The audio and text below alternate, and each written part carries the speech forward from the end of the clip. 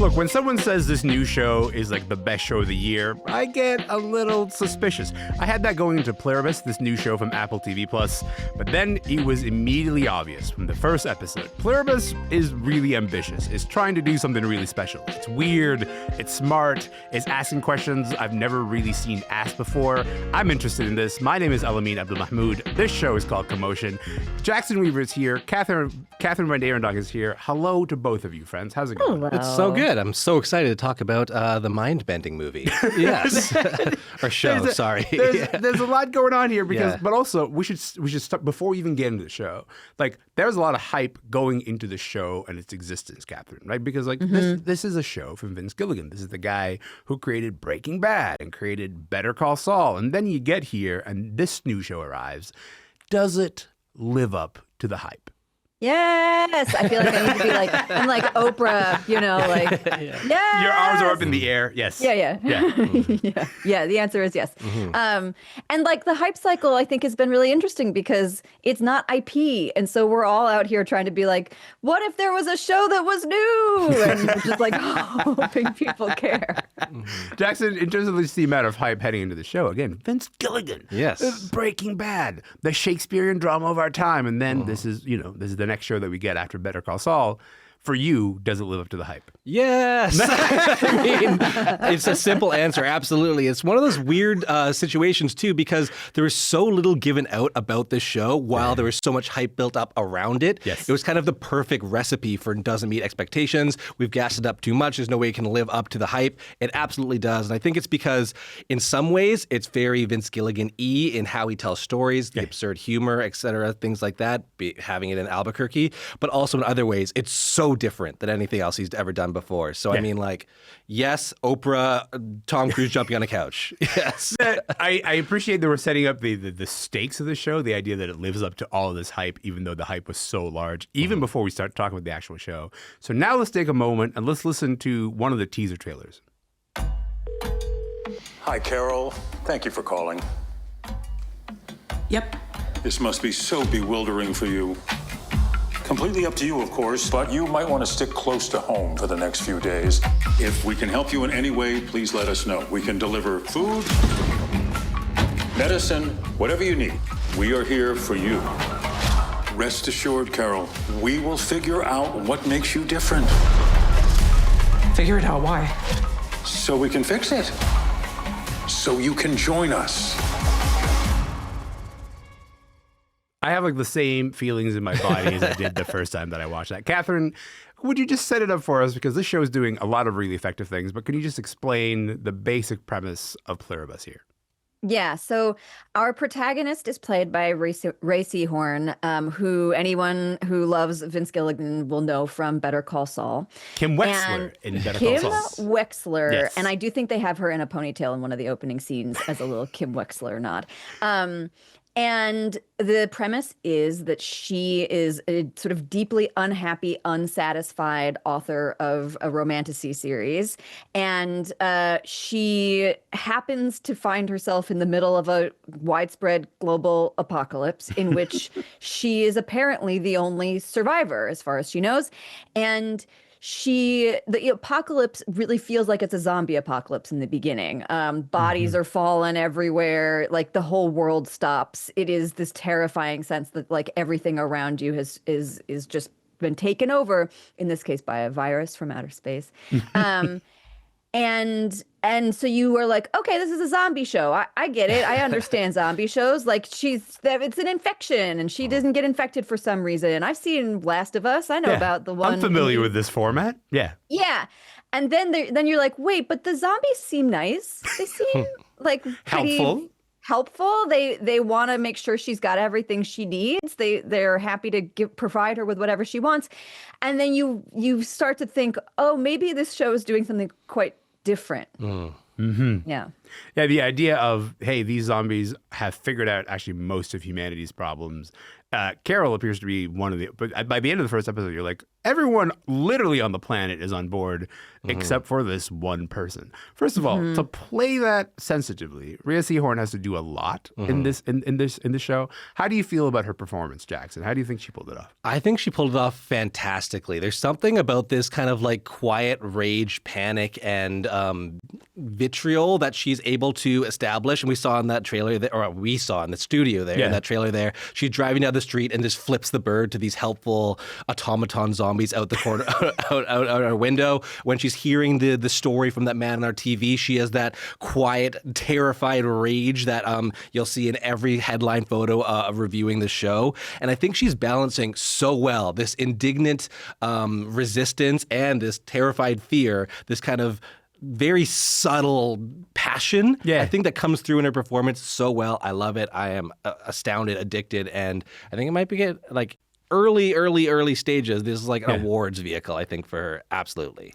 Kathryn, the thing that drew me into the show is this like immediate distinction between agency and willingness to sort of just be a grump, someone who's having a bit of a hard time dealing with the world. And everyone around you being like, whenever you're ready, we're here to help. And you finding that not to be a generous invitation, but the most oppressive thing in the world. Trying to say, I would like to run away as far as possible from everyone's very helpful, very emotionally sensitive, very open and generous sort of offers to help, and that feeling kind of suffocating. As an idea, to me, that's really ambitious. It's actually trying to like work through some really interesting stuff. So there's a lot of things in this show that feel very classic Vince Gilligan, but also that to me was like a really big surprise. So what stands out for you in terms of what you expect from a Vince Gilligan show, but also what you're like, oh, the core sort of tensions of the show, they're actually very different than what I thought I was going to get. Yeah.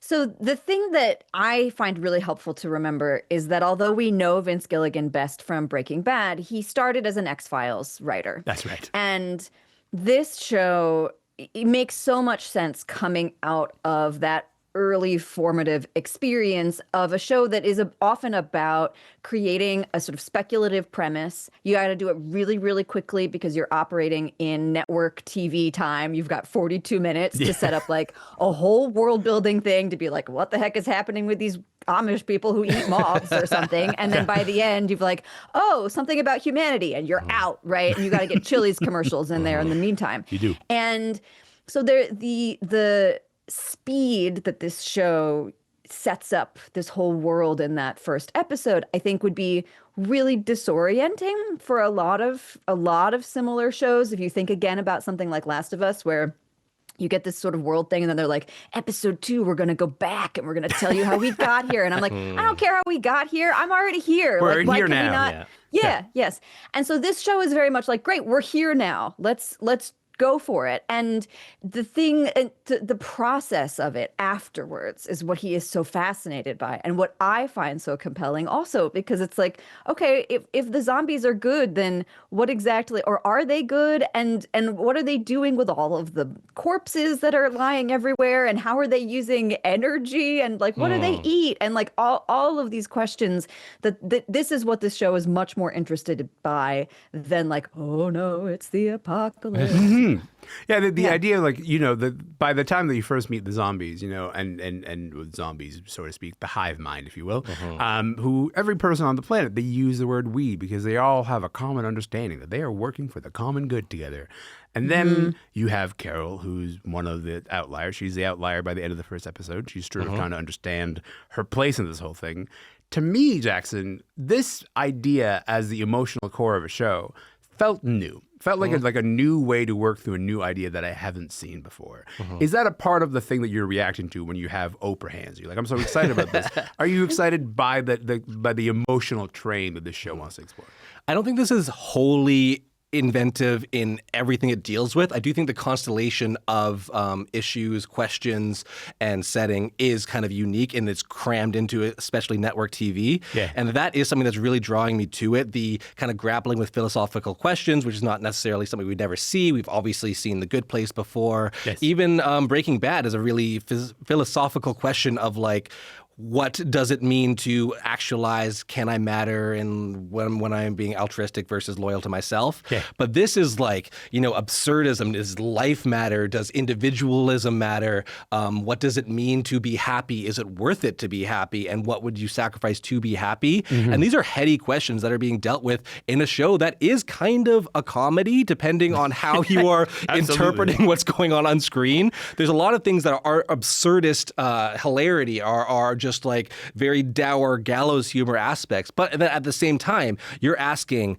what does it mean to live, and what is it worth to me to be my own individual self? So absolutely something I'm vibing with, absolutely something that I'm loving, and the ability to balance it with like actually fun TV is something that is pretty unique. Well, Kathryn, the thing that Jackson just said there, that's a reason to call a show smart, right? Like, I have had a great time watching The Last of Us. I don't think The Last of Us is a particularly smart show. I think The Last of Us is a show that's trying to say there's a problem. These people should probably try to fix it, And I go, boy, I sure hope they get out of this bind this time. Yeah, why not simply eat the mushrooms? Keep going. Yeah, exactly. Whereas when I watch Pluribus, I go, oh, this show is actually trying to invite you to think through these philosophical conundrums through the plot as it unfolds, not necessarily through the choices that Carol makes, by the way. Sometimes through the very opposite of the choices that she makes. But there is something that is sort of inviting you to think about the philosophical consequences. Is that what we mean when we say Pluribus is one of the smartest shows out there right now?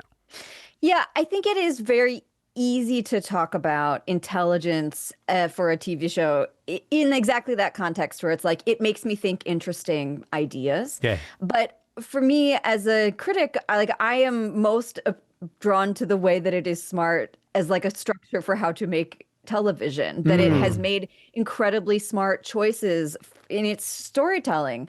And in fact, like my one problem with the show so far, and I haven't seen the whole season, so I don't know, is that there's this opening setup with Carol as this romantasy author, and the show seems to have this sort of slightly snide frustration with that genre, which I personally find to be a little bit way too easy of a target. Yeah. It's dismissal of those people, but the reason that I have not been, of those readers of whom I am one a lot, and so the reason I am not frustrated by that is that it has very smartly set up Carol as an unreliable narrator. Like we see that from her point of view, which is this really interesting and flexible and bizarre way to approach your protagonist on a TV show where people have a hard time separating the camera eye from a point of view. Yes. And so for me, like when I talk about Pluribus as a smart show, this is the kind of stuff that really I love to yell about. Yeah, you're like, it's not just smart because it makes you feel smart. It's smart because it's actually like, it's also like internally doing more elaborate things, that are sort of not always immediately sort of apparent. I want to talk about episode 2 for a moment because there are Kathryn's seen more episodes than the two of us, Jackson. Kathryn has seen so many episodes, her mind is on another planet.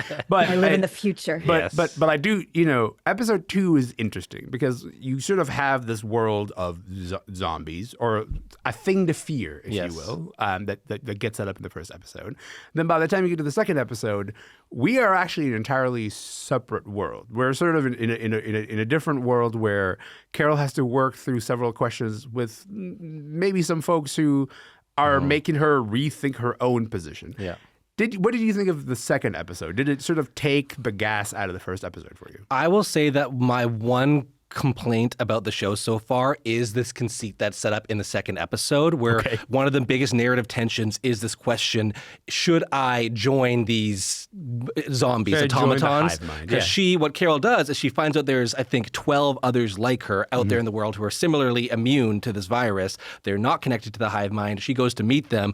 All of them universally are like, well, is it really that bad to get infected by a Village of the Damned evil mind virus from outer space? Maybe we should all do it, which to me seems like a crazy jumping of the shark in terms of dealing with how people would actually grapple with that scenario. Like think in your life, if billions of people died, everyone is infected by a mind virus, and it was saying it's going to swallow your mind as well, so you'd lose your individuality. Would you say, that sounds great, sign me up? And more than that, if there are 10 people, would 9 of you say, that sounds great, sign me up? I gotta tell you, I come at it from the exact opposite perspective because Me too. that second episode is when I got locked in. Because and I say that because Carol's alone. Carol, you sort of meet Carol and she's like this sort of loner who's like, I'm not really interested in other people. I may have just lost the closest people to me recently, and so she's kind of closed off. Those other people, they have to pose the question of like, hang on, the members of the hive mind are actually my family, are people that I care about. They are my children. They are my sisters. They are my cousins.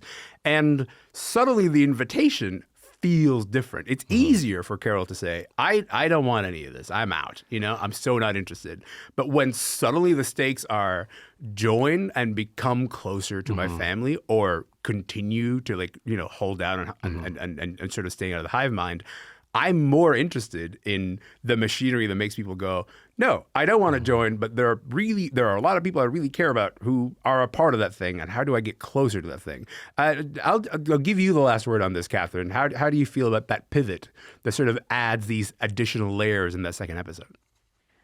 I really loved it. And my favorite part about that whole sequence that happens is that at some point when Carol is so flabbergasted, she can't believe that they all feel that way. And one of them goes like, well, did you ask them what it's like? Because they say it's incredible. Yes. And then she says, I know I'm not stupid enough to ask a drug dealer how good the drugs are, which I agree with her on that. Right, except we are living in a world full of people. I mean, this is also an artificial intelligence metaphor, this whole show, right? And so, we are living in a world full of people who are like, I don't know, ChatGPT told me it was fine. And, this makes complete sense to me that lots of people would react that way. I loved it. Jackson, okay, last word to you. Where are you hoping the show goes from here? Because I can't ask Kathryn that question because she's seen so many episodes of it. But what about you? Where are you hoping the show goes from here? I hope it further explores that division, that metaphor. I see this as an AI allegory, but also an allegory for religion, accepting oneness with others. I want to more explore that, more explore what this hive mind could mean for Carol and her kind of personal evolution. I think there's more than enough runway to get into that, and more than enough runway to get even weirder with it, which I think it's supposed to. Before we started rolling, Kathryn was like, wait till episode 7. Yes. Your minds will be in space. And I can't wait for that. I just got to say thank you to both of you. I'm all in on the show. I'm ready to watch episode 3, which comes out tomorrow. But in the meantime, I got to say thank you to both of you for being here. You guys are the best. Thanks again. So much. Thank you. Thank you. Kathryn VanArendonk is a critic at Vulture, and Jackson Weaver is a senior writer at CBC Entertainment. Episode 3 of Pluribus is out on Apple TV tomorrow.